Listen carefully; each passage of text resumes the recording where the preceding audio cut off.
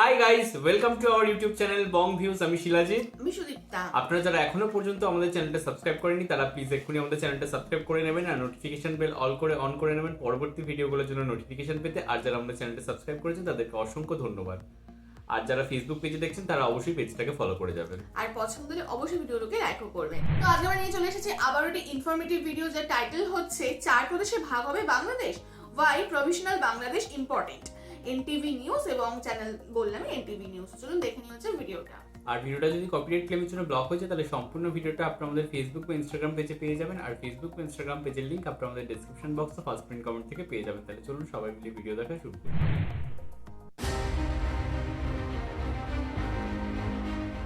রাতের ঢাকা, সেই চিরচেনা যানজট আর কোলাহলের শহর। তবে আজ যেন বাতাসে ভিন্ন কিছু। রাত বাড়ার সঙ্গে সঙ্গে রাজধানীর কিছু কফি শপ ও রেস্টুরেন্টে আলোচনা শুরু হয়েছে নতুন এক ধারণা নিয়ে, রাজ্য সরকার ব্যবস্থা। তরুণদের তর্কে, প্রবীণদের স্মৃতিচারণায় আর নীতি নির্ধারকদের আভাসে বারবার উঠে আসছে প্রশ্ন, বাংলাদেশ কি সত্যি প্রস্তুত প্রশাসনিক ক্ষমতা বিকেন্দ্রীকরণের জন্য?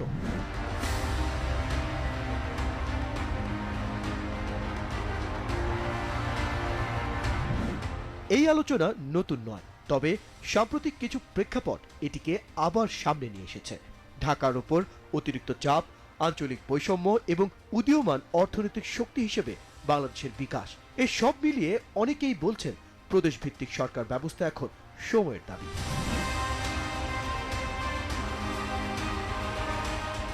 যদি আমরা উন্নত দেশগুলোর দিকে তাকাই তাহলে ফেডারেল পদ্ধতির সফল উদাহরণ বেশ কয়েকটি পাওয়া যাবে। যুক্তরাষ্ট্রের 50টি রাজ্য, জার্মানির 16টি রাজ্য, কানাডার প্রদেশগুলোর মতো কাঠামোই এ দেশের অগ্রগতির ভিত্তি।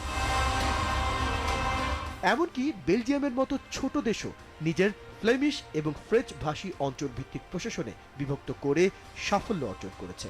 এসব দেশে কেন্দ্রীয় সরকার গুরুত্বপূর্ণ নীতি ঠিক করলেও স্থানীয় সরকারগুলো নিজেদের অঞ্চলের উন্নয়ন নিশ্চিত করার দায়িত্বে থাকে। বাংলাদেশের প্রেক্ষাপটে যদি প্রশাসনিক দায়িত্ব ঢাকার বাইরে বিতরণ করা হয় তবে আঞ্চলিক ভারসাম্য সৃষ্টি হতে পারে। বিশেষ করে চট্টগ্রাম, রাজশাহী, সিলেট, খুলনা এমন অঞ্চলে যদি নিজস্ব সিদ্ধান্ত গ্রহণের সুযোগ থাকে তাহলে সেসব অঞ্চলের সম্ভাবনা পুরোপুরি কাজে লাগানো সম্ভব।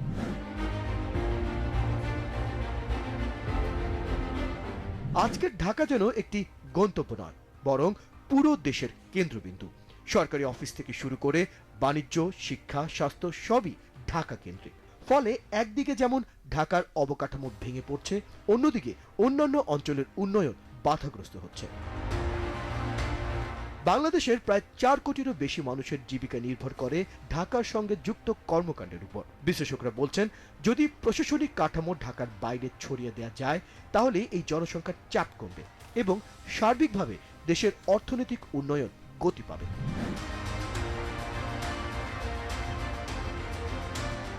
ফেডারেল সরকার ব্যবস্থা বাস্তবায়ন করতে হলে বাংলাদেশের সংবিধানে বড় ধরনের পরিবর্তন আনতে হবে। এই পরিবর্তন কতটা বাস্তবসম্মত সেটি নিয়ে প্রশ্ন রয়েছে। তবে যদি এই কাঠামো বাস্তবায়ন করা হয় তাহলে খুলনা হতে পারে কৃষি ও শিল্প উৎপাদনের কেন্দ্রবিন্দু, রাজশাহী হয়ে উঠতে পারে গবেষণা ও শিক্ষা কেন্দ্র, চট্টগ্রাম আরো শক্তিশালী বাণিজ্যিক কেন্দ্র হিসেবে গড়ে উঠতে পারে। আঞ্চলিক এই সম্ভাবনাগুলোকে কার্যকর করতে হলে স্থানীয় সরকারের ক্ষমতা এবং অর্থনৈতিক নিয়ন্ত্রণ নিশ্চিত করতে হবে।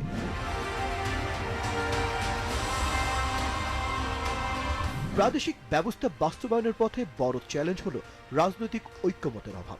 বাংলাদেশের রাজনৈতিক দলগুলো তাদের কেন্দ্রীয় নেতৃত্বের ওপর এতটাই নির্ভরশীল যে আঞ্চলিক নেতৃত্বকে ক্ষমতায় আনার ধারণা সহজে গ্রহণযোগ্য হবে না। তাছাড়া দুর্নীতি, প্রশাসনিক দক্ষতার অভাব এবং আঞ্চলিক বৈষম্য আরও গভীর হওয়ার আশঙ্কাও রয়েছে। অনেকেই মনে করেন শক্তিশালী স্থানীয় সরকার ব্যবস্থার অভাবে ফেডারেল কাঠামো কার্যকর হতে পারবে না।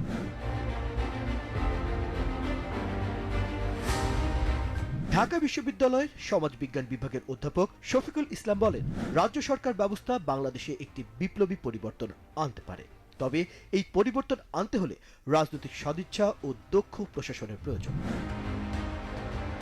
অন্যদিকে তরুণ উদ্যোক্তা সাইফুল ইসলাম মনে করেন, দেশকে প্রদেশে ভাগ করা হলে আমরা ঢাকার বাইরেও আমাদের ব্যবসা সম্প্রসারণ করতে পারব।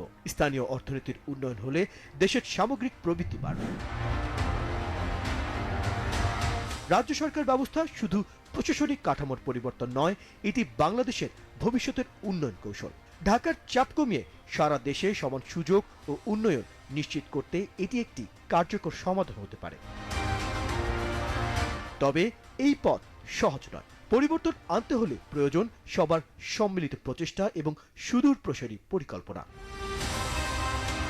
আজকের আলোচনা আগামী দিনের ভিত্তি হতে পারে। হয়তো একদিন বাংলাদেশে প্রশাসনিক ক্ষমতা বিকেন্দ্রীকরণের মাধ্যমে এক নতুন দিগন্ত উন্মোচিত হবে।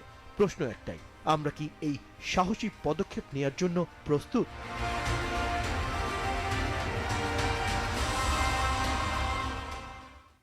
তো এইরকম একটা সিমিলার টপিকে কিছুদিন আগে আমরা একটা ভিডিও করেছিলাম, যেখানে হচ্ছে ঢাকা থেকে রাজধানী অন্য কোনো স্থানান্তর করার জায়গায় স্থানান্তর নিয়ে আর কি ছিল। তো সেখানেও আমরা যথেষ্ট একটা ব্যাখ্যামূলক আর কি আলোচনা করেছিলাম, এবং এই ভিডিওটা খানিকটা ওরকমই, বাট এখানে শুধুমাত্র রাজনীতি না, এখানে মানে বিভিন্ন ডিপার্টমেন্টকে আর কি সেকশন ওয়াইজ আর কি ডিসেন্ট্রালাইজেশনের কথা বলা হচ্ছে, যাতে একটি মাত্র নির্দিষ্ট শহর বা সেটা ঢাকা হতে পারে, তো তাকে কেন্দ্র করে সমস্ত রকম চাপ না পড়ে, বিভিন্ন রকম দায়িত্ব বা বিভিন্ন রকম সেক্টর বিভিন্ন জায়গায় খুলে গেলে কি হবে, সেই একটা নির্দিষ্ট শহরের উপর চাপটা অনেকটা কমে যায়, যানজট অনেক কমে যায়, পলিউশন অনেক কমে যায়, বা বাদবাকি অঞ্চলগুলো সমানভাবে কিন্তু উন্নত হতে পারে। নাহলে একটা বৈষম্য, মানে একটা বলা বলবে তীব্র বৈষম্য দেখা যায়, যেখানে ঢাকা এত উন্নত, সেখানে আশেপাশের জায়গা একেবারেই হয়তো অনুন্নত, এটা যে কোনো দেশের ক্ষেত্রে হতে পারে।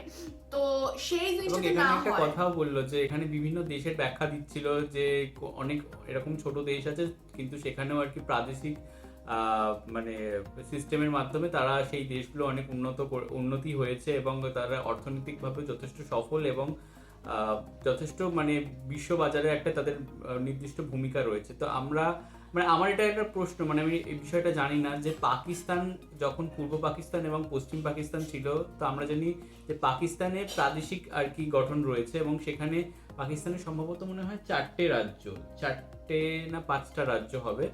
তো সেখানে তখন কি বাংলাদেশ আর একটা রাজ্য হিসেবেই ছিল সামগ্রিকভাবে, নাকি তখন বাংলাদেশের এরকম প্রাদেশিক কোনো গঠন ছিল? তো সেটা আপনারা একটু জানাবেন, কারণ মানে এমনও তো যে বিশাল ছোট জায়গা বাংলাদেশ তাও তো নয়, তো সেদিক থেকে দেখতে গেলে অনেকটাই বড়। তবে বাংলাদেশের কোনো এক সময় ডিভিশন সিস্টেম ছিল, সেটা আমি শুনেছিলাম, যেমন হচ্ছে ঢাকা ডিভিশন, তারপরে হচ্ছে চট্টগ্রাম ডিভিশন, এদিকে ছিল খুলনা আর রাজশাহী ডিভিশন সম্ভবত। সেটা এখন আছে কিনা জানি না, সেটা আপনারা জানাবেন কমেন্ট বক্সে। তো যদি 4টে রাজ্য হয় তাহলে কি এই 4টে রাজ্যই হবে, তো সেটাও আপনারা জানাবেন। আর এই প্রাদেশিক মানে যদি শাসন ব্যবস্থা গড়ে তোলা যায়, তাহলে কিন্তু সত্যিই অনেক ক্ষেত্রে অনেক সুবিধা হয়, কারণ মানুষকে শুধুমাত্র রাজধানীর মুখ চেয়ে বসে থাকতে হয় না, বা দূর দূরান্ত থেকে সবসময় রাজধানী মুখীও হতে হয় না। তাদের নিজেদের স্টেটের যে রাজধানী থাকে সেখানেই আর কি তারা প্রশাসনিক কাজকর্ম বা স্বাস্থ্য থেকে শুরু করে শিক্ষা সমস্ত কিছু সুযোগ সুবিধা পায়।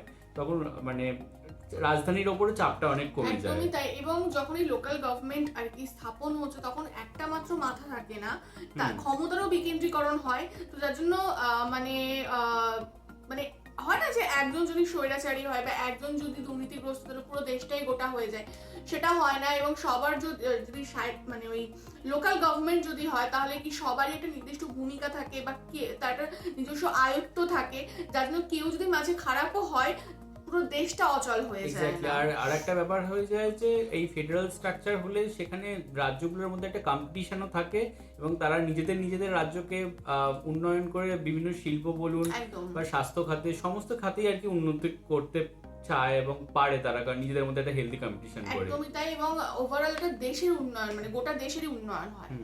তো যাই হোক, ভিডিওটা ডেফিনেটলি ইনফরমেটিভ ছিল, এবং কতটা হচ্ছে এটা সুদূর প্রসারী হয় বা ফলপ্রসূ হয় সেটাই হচ্ছে দেখবার। তবে চ্যালেঞ্জ তো প্রচুর রয়েছে, কতটা চ্যালেঞ্জগুলোকে মোকাবিলা মানুষ করতে পারে বা সরকার করতে পারে সেটাও হচ্ছে দেখার। সব থেকে বড় হচ্ছে অর্থনৈতিক চ্যালেঞ্জ রয়েছে, একটা 4টে ডিভিশনে ভাগ, 4টে রাজ্যতে ভাগ করে সেটাকে রাজধানী স্থাপন করে সমস্ত অ্যাডমিনিস্ট্রেটিভ বিল্ডিং বা সমস্ত অ্যাডমিনিস্ট্রেটিভ আর কি আলাদা করা খুবই ব্যয়সাপেক্ষ।